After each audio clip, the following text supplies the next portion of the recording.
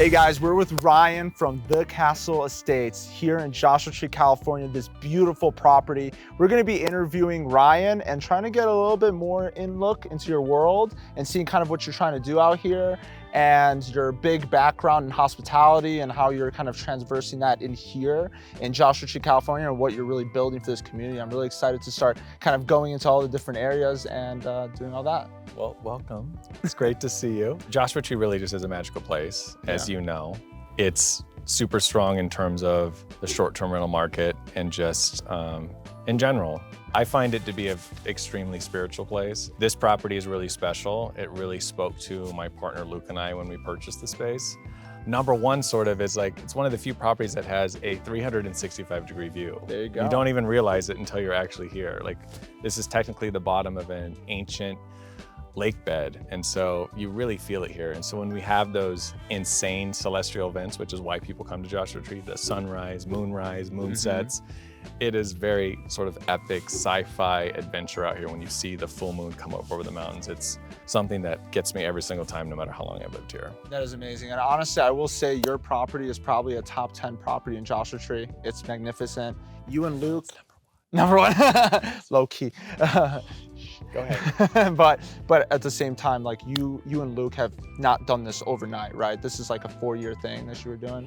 5 years, yeah. 5 So we bought it in 2018. It looked nothing like this. The guy who we purchased the house from, his name was Pepper, and that should tell you the name, Pepper. He was a stunt man from LA, older, and he thinks that Jesus Christ has come back to the world in the form of Donald Trump. Congratulations. And he's wild. He's a wild man.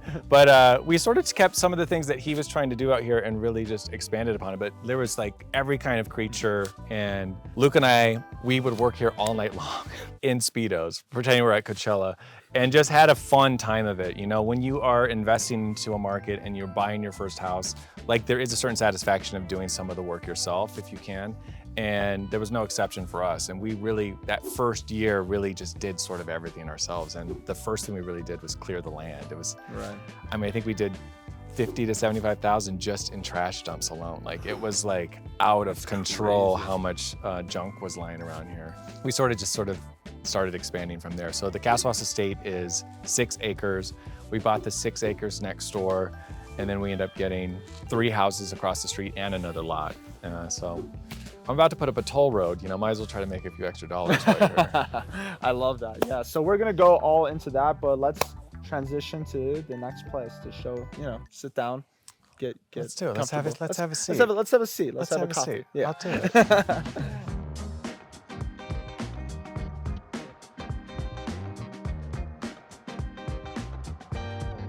Thank you for welcoming us here. You're our neighbor, basically. We are. We're pretty much neighbors. I wanted to ask you a little bit about why Joshua Tree out of all places. Why did you come out here?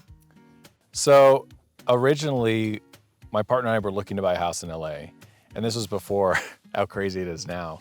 But it still was crazy back then, and we looked for a year and a half. We put a couple offers in, and someone outbid us by like an ungodly amount.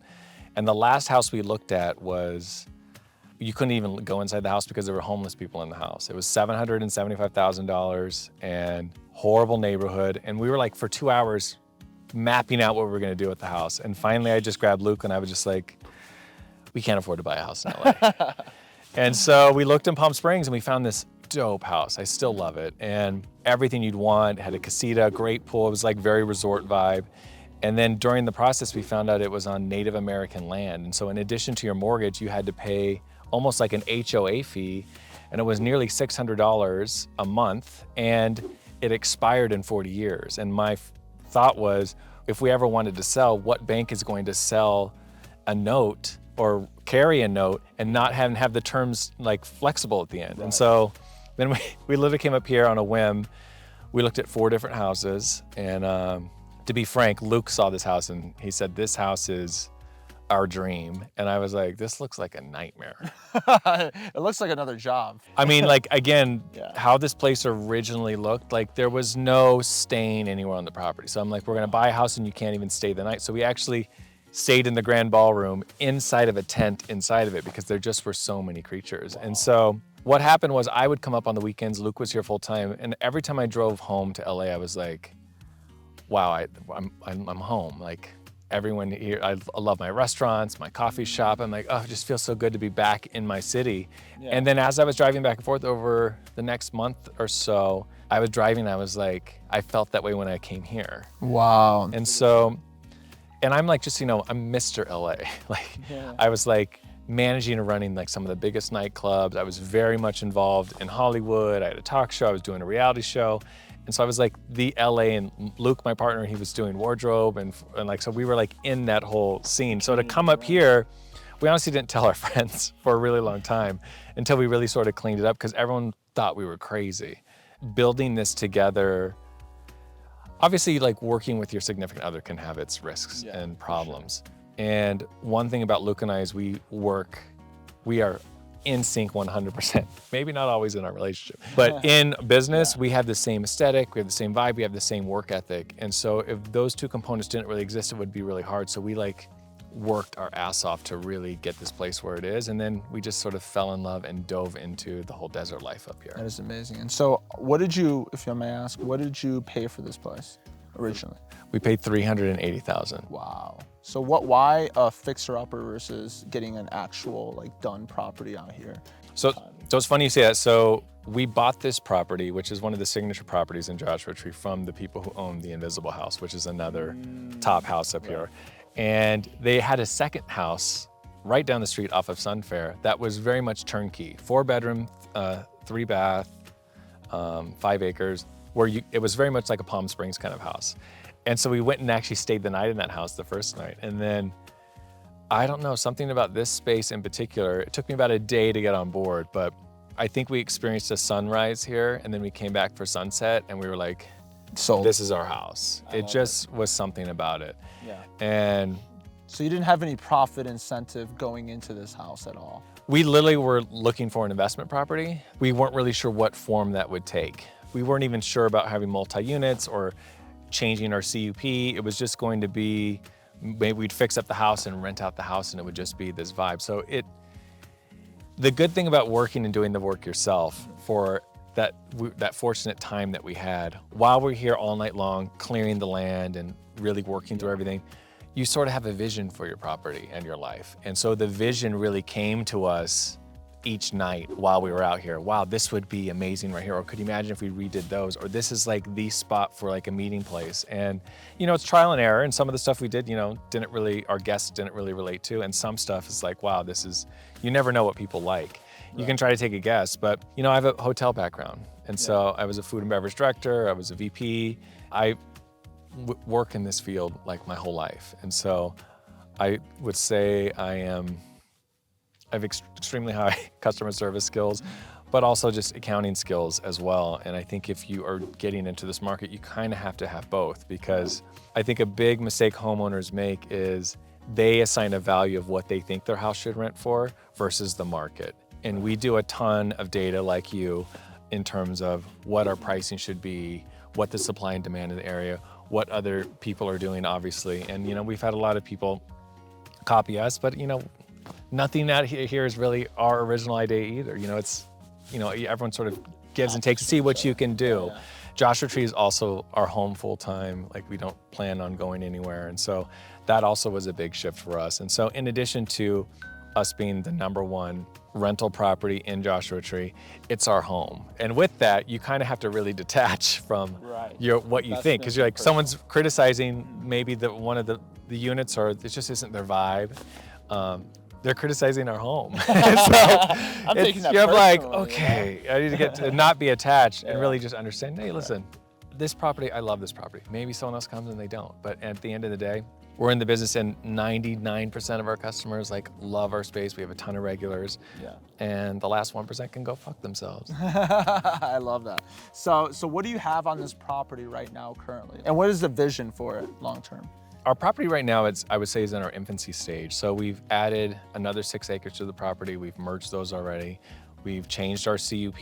And so we're actually rated to have way more sites than we do. But we really like our guests to come here and really feel like they're alone or have their own areas and not on top of each other. Some of our competitors, 10 steps away is the next unit. And good for them. but that's just isn't our vibe. So Ryan's just making everyone walk, you know? It's like he's making everyone park their cars all the way over there. And it's like, all right, you can watch, bitch. Patryk, the number one killer is heart disease. We're trying to get we're trying to save the world here. Right. Get their steps Gotta go in. outside, Work it up. Absolutely. Work it, you know? And so currently we have, you know, multiple different units here and sort of something for everyone. So you could come in and rent a campsite at a very, very low rate. We have the glamping tents, we have tiny homes, and obviously our towers are sort of what we're known for. The bungalows we have across the street, they're each 3-bedroom, 2-bath, more traditional house-like, but they have our castle house sort of vibe and twist to it. And we're always a work in progress. We're always working on something. Our third house is in full renovation. It should be done in the next 2 weeks, and then we're gonna start construction on the new house on the blank lot over there. I am looking forward to being done with construction, to be honest. I feel like every time I come here, Ryan, it's always, oh, we have this additional new thing we're working on over here, and like, this is the next phase. Right. So I'm curious, is there like an end goal or like an end vision for this, or is it always gonna be a work in progress? Yes, we'd like to sell everything for $100 million and retire on an island is the goal. If you guys wanna buy it, $100 million, here you go. What's interesting, like, that is like, you know, I'm being ridiculous, but I'm also kind of serious in some ways. And what's funny is to sort of hammer home our vision, we did just get an offer for $10 million. We did get another hotel chain come in and offer to lease our property for 25 years. And so we're doing something right here, but you know, our goal is obviously to keep developing it, keep it rural, give back to the community like we do, and to really be a part of Joshua Tree. And we're definitely not a party location. We are a space where you come and really appreciate and a sense of community when you come here, which is why we do so many like emotional intelligent retreats and those really, you know, spiritual moments where people come out here. And we've had different groups where they have met their bride here, significant other here on property. This place really is magical, especially. Consider it more of a community, or do you think that's where you're trying to get it to, where it feels like you can meet new people here? There's like community areas like the one we're sitting at right now. Do you know what it is? It's like, I don't know if you've ever been to like maybe a campground or like some boutique hotels. Yes. There's sometimes you go and like, you maybe really jive with everyone on the property. You're like, oh, that's a cool couple, let's go have dinner with them. And you like put yourself out there. And then there's times you go and you're just completely in your own world, you're in your own room, and you never know who's gonna come here. That's what makes it exciting, because it really is Groundhog's Day here every day for me. It's a whole new group of people in and out. And it's like, some days the property really clicks and everyone's like, we're telling great stories, we're talking about our kids, we're talking about the condition of the world, and everyone's, you know, concerns about that. And then there's, you know, especially honestly during COVID, like during parts of COVID when we really did volunteer our space for first responders and doctors, and that we all had them all stay here for free. And we had this really comforting conversations with doctors and really, you know, in a very uncertain time in the world. So to answer your question, yes, it does feel right now very much a community, but it depends on who's here, you know. Sometimes people, maybe they are a little bit more introverted and they're here celebrating something, they want to keep it small, where everyone else, like, you know, we would be walking around talking to everybody. 100%. And so one of the key staples of this property is going to be the wedding venue. Not a lot of people can get the wedding venue anymore, or at least it's really hard to do that. Can you maybe explain that process, how that was for you, and how it is moving forward to have a wedding venue in Joshua Tree? I think the difference basically with us is, you know, our property is just so big and so many people can fit. We have a capacity, obviously, that we have to stick by. And so as long as you rent the property and have all the rooms, you can do whatever you want. You know, it's just like if you have a house and you can fit 8 people, the 8 people can sit around the table and have dinner. So it's not necessarily a wedding venue, but you're able to get married here if you rent the whole property and you stay within the guidelines of what we're outlined with. And so that's all it is. So the main building, right, where a lot of the action happens. What kind of activities or events do you guys do in that main part? To be honest with you, so in case you don't know this, the Grand Ballroom. Grand Ballroom, got it. You know, trying to be very elite here. What is it, like Cinderella?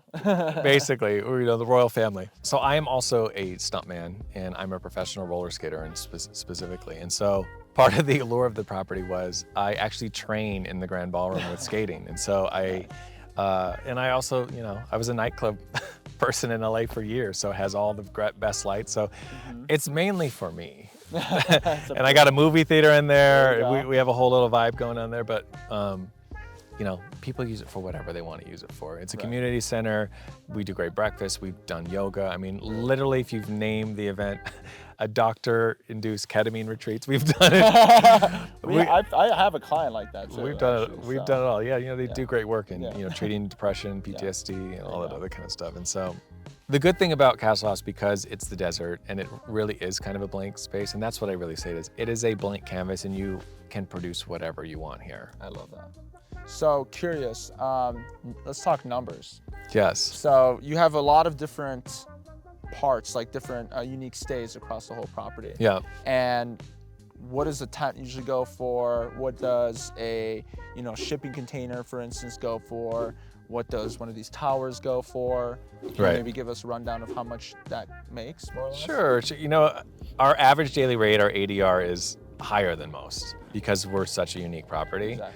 There's times these yurts are pulling in more than my houses across the street by a lot sometimes. Wow. And so it literally just depends on the time and the year. You know, we use software that really maximizes our profit and what we should price all of our different units. So to answer your questions, you could literally get the towers for $99 or $1,000 a night. Like, there's no rhyme or reason. It just depends on supply and demand. Like, for instance, there is a concert tonight somewhere up here, and so we're completely sold out. And so is everybody else. And so as we're leading into this event, our prices just kept going up because the demand is taken out. And so that's why if you are doing a short-term rental or you have a property manager, it's obviously important that analytics is more important than almost the aesthetic of the property. 100%. So you know exactly where you're priced out. And it's, you know, it's not an exact science, but even the towers, I mean, like, what do I use as a comparable?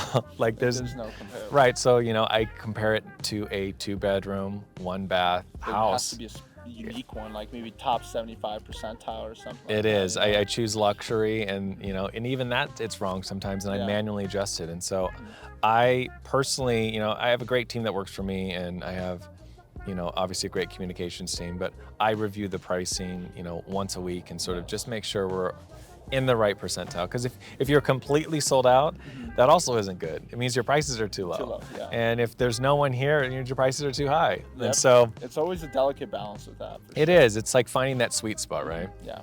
It's uncertain sometimes, especially because the economic situation's so weird right now too. Gas prices are crazy. There's 2 wars going on. Right now it's been, I don't know if you've seen, but at the time of this recording, November 2023, it's actually been really low for occupancy across our whole portfolio. I don't know if this is the same with you. So we've seen a hit. So my other properties, yes. For Castle House, no. We've been as unique. We've been as busy as we are everywhere else. And, you know, I think a part of that is, to be honest with you, it is such a unique stay, and I feel like people come here specifically, especially, you know, you think about the yurts, there's no electricity. So it's like you really do put your phone aside and you sit outside and really just take in what this is and have those moments. So going off of that, that's a great transition. What is the reason that people come out to Joshua Tree specifically that you've seen, at least in your compound? Like, what are the reasons that people come out? What, you know, talking to people, do they go to a national park? Do they just like sitting here to be away from tech or away from the city? What's kind of the appeal? So there's always been a history with Joshua Tree and Palm Springs with Hollywood. You know, back in the golden age of Hollywood, like, you know, the 40s, when actor would be signed to a contract at MGM or whatever, and they would do 100 movies a year and just get paid a flat rate for the whole year. In their contract, they could only be 90 miles outside of Los Angeles without written authorization. And so that's why Palm Springs was formed, because it's 90 miles and up here. And so it became like a safe haven to sort of get out, and it became these oasis cities out of nowhere. There is no rhyme or reason why people come out here. I have this one woman that has this pug. She comes twice a year. She stays 10 days. She literally locks herself in the towers and she watches reruns of The Simpsons for however long she's here with her dog, never comes outside, and orders food and just gets it delivered. And that's like her thing. And it's like, that's very interesting. I think it's hilarious. And, you know, it's funny because sometimes like everyone goes to bed so early because it's camping. So, and then you get those one people like, you know, if I was going camping, maybe you, I'm having a fire and I'm sitting outside maybe till 1 or 2 in the morning. Right. But some people come like, yeah, you know, they have their regimen. We're going to bed, it's 8 o'clock, we're gonna get up early. So who knows why the hell they come out here. Yeah. So here's a really interesting question to kind of like kind of conclude this whole section, right? If you were to do this again, would you do something like this, an investment where you build this whole oasis again? Would you do that, or is that something you regret? No, I absolutely, this was the right move. And I don't know if I could recreate this if I sold this and wanted to do it somewhere else. Exactly. I think it's lightning in a bottle. It was the right location, it was the right time. A lot of things contributed to this place being a success, and some of it I'd say is, credit to us and our marketing skills and everything else. And some of it honestly is just luck. And that's just like how it is with everything, With everything in life, right? And so it's been difficult at times and hard. And, COVID was obviously very challenging and then out of nowhere. But yeah, and then, there's an economic downturn about this time last year, which, we're sort of even feeling now. And so it gets scary sometimes. The profit margins are sometimes small when you're reinvesting everything back into your business. Right.